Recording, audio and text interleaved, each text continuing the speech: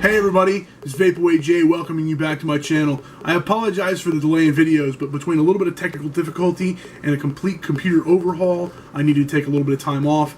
Coming back here today to bring you my first review, and that review is going to be on the Dragon Box mod by J2P mods. It's a dual 18650 parallel mechanical mod. Made out of solid aluminum and a little bit of brass tossed in there. Also going to bring you guys a quick look at a product that I bought a long time ago that I think will work out great for people with brass or copper mods who are looking for a better polishing system or looking for something that might be a little bit easier. I'm going to bring you a quick look at that as well. But enough talk. Why don't we jump up close and take a good look at them. Alrighty guys, so we are up close and personal with the J2P and ELDIABLO Dragon Box mod. So when you first get it, you're going to get it in this nice little box. Really great presentation here. Really dig the box.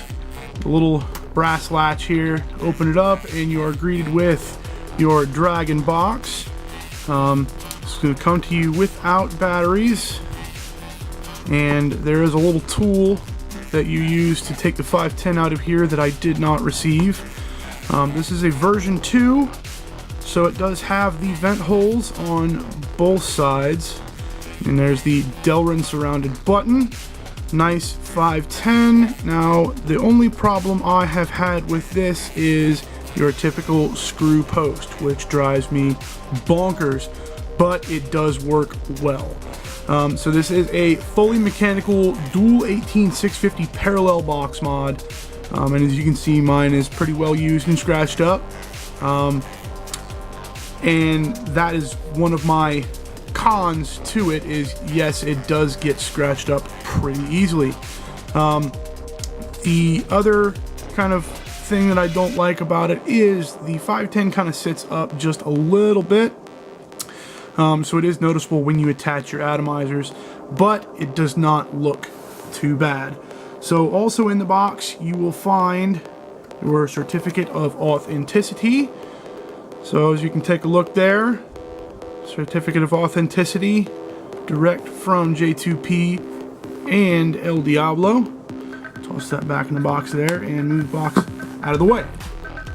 So as you can see, it is solid aluminum. I believe it is T6 aircraft aluminum. And then obviously we've got our brass, and I believe that these contacts are silver plated copper. So to get started here, what we're going to do is I'm going to grab this screwdriver, keep it on screen here, and take our little discs out. So as you can see, on one side we've got two nice sized vent holes, and then we've got our slot. So you can use like a quarter or a nickel, some kind of coin, to open this up, or you can use a nice flat bladed screwdriver, or for example, I have the little tool that comes with the Joytech e-grip that is fantastic because I can wear it or have it on a keychain, and I can use it to change my batteries, and I can also use it to adjust the post in the 510 there. So whatever's up to you want to use, you can do that, but I'm just going to use a screwdriver for this purpose right now. And as you can see on the back there, it's got kind of a raised surface to make contact with your batteries. So as we look down in here, I don't know if you can really see it, there are your screws which make your contact. I once again believe those are silver plated copper. So this is adjustable. I have not adjusted it personally, but to insert your batteries, you're just going to drop them in positive side first. I'm using a set of VTC4s here, and then we're going to take these and just kind of get them started, and then we're going to thread them in and tighten them down like so. And same for the other side. So another thing that really irks me, that doesn't really matter at all to most people, is that these don't line up ever at all. So not a huge deal, but me being completely nitpicky. So I'm gonna toss my Haze clone on here, and we'll see how it goes here. Okay, cool. I don't have to adjust my post, but the protocol to adjust the post, if it needed to be adjusted, is get yourself a small flathead. It is a flathead screw down in here, and it's just like screwing and unscrewing. So to make it taller, you screw counterclockwise. To screw down, you screw clockwise. Which kind of threw me for a loop, because for a while I kept thinking that it was reverse threaded, but it is not. It is regularly threaded, so that makes things a little bit easier. Got juice everywhere. So, toss my Haze back on here, and have a vape real quick.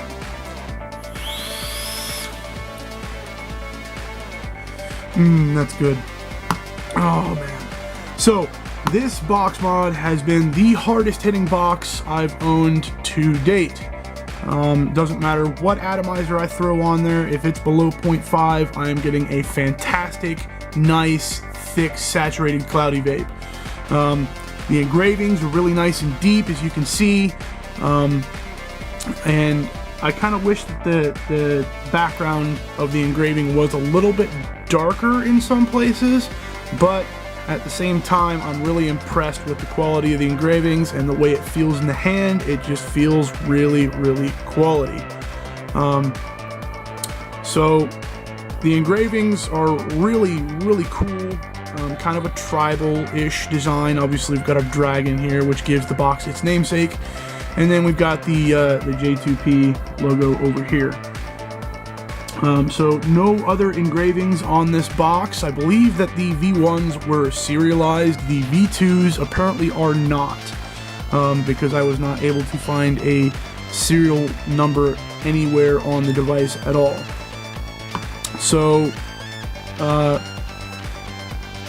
things I really like about this box are, I mean, it's light, but it's got a little bit of heft. I mean, you know it's there.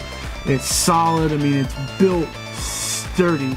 The button is a real nice light press, which is nice. I don't have to jam on a button or anything like that. So the button's got a really nice throw. It feels great in the hand with all the nice rounded corners.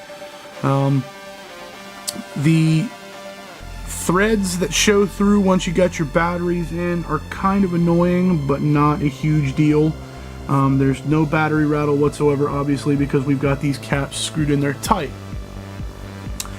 The top doesn't really get very many scratches, but the bottom looks like I've run it over some sandpaper. Again, going back to the ease of scratching this device.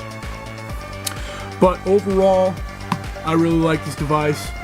So what I'm going to do now is I'm going to show you a really neat little trick, a product that I picked up a long time ago, actually to clean rust off of my knives that had been sitting for a while. So it works really great on things like brass and copper. So what we're going to do is we're going to take our little battery thing, our battery caps, out of here, because they are looking quite kind of dirty and dingy, as you might be able to tell here. And it's, you know, it's just kind of patinaed. So what it is we're going to do is there is a product on the market. It's called Miracle Cloth. So just back out here again. Miracle Cloth is this, you know, cloth that's kind of impregnated with, among other things, you know, polishing stuff and coconut oil. So it smells really nice. It doesn't smell like a nasty polishing cloth. So it's already impregnated with the polishing stuff. You don't have to wet it or anything like that. So obviously, you can, as you can tell, this is one that I've used before. But the thing is the more you use them, supposedly, the better they work. So we're going to take a look there. You see it's nice and patinaed and kind of gross looking. And we're going to take this cloth here and just kind of polish it up here.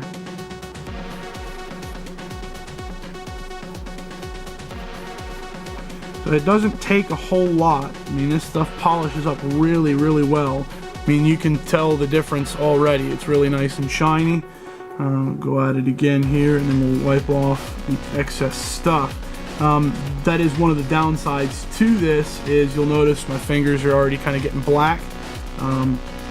This stuff does kind of leave behind a residue, so you'll have to kind of wipe it off of the part when you're done. It's nice and shiny now. Let's go ahead and grab polishing cloth and wipe it off here.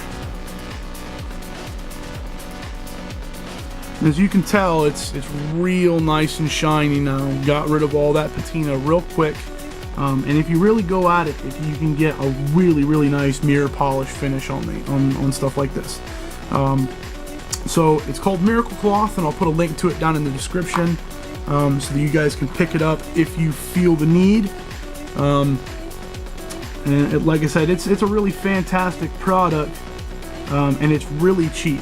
You can, I believe, get a large piece of Miracle Cloth on Amazon for about $6. I cut mine into smaller pieces and use the pieces one at a time because I don't want to ruin the entire cloth. So I mean, like I said, you can tell how good a job it really does. I mean, you can look at all of the tarnish that's left on this towel here from wiping the first one off. It really does a great job pulling all that nasty goop and patina off of your brass to keep it real nice and shiny. I usually do this on this particular device about once every 2 weeks or so. So, like I said, I'll leave a link in the description to that Miracle Cloth. And let's go back out and zoom to normal view, and we'll take another good look at it, and we'll talk about the J2P Dragon Box. Alright, so we just took a good close-up look at the Dragon Box by J2P in collaboration with ELDIABLO. So, final thoughts on the device. It's fantastic. Another drawback to it as well is the price. It is quite expensive. Most places it's above $200. But I do not regret spending the money on it at all. It is well worth the Skrilla to put this device in your hand. It hits hard. It's well built. It's comfortable in the hand, and overall, just a fantastic device. On a scale of 1 to 10, I would give it probably, because of the slight annoyances that I found with my device that may only pertain to my device, I'm going to give it an 8.5 out of 10. But should some of those little annoyances be fixed, or maybe I might modify it myself, it'll probably be, you know, about a 9 or a 9.5 on a scale of 10. So thanks for joining me, guys, for my first review. I should have more soon. Look forward to see you guys again. Alright, so as always, guys, I'm VapeAwayJay. Thanks for joining me today, and keep on vaping.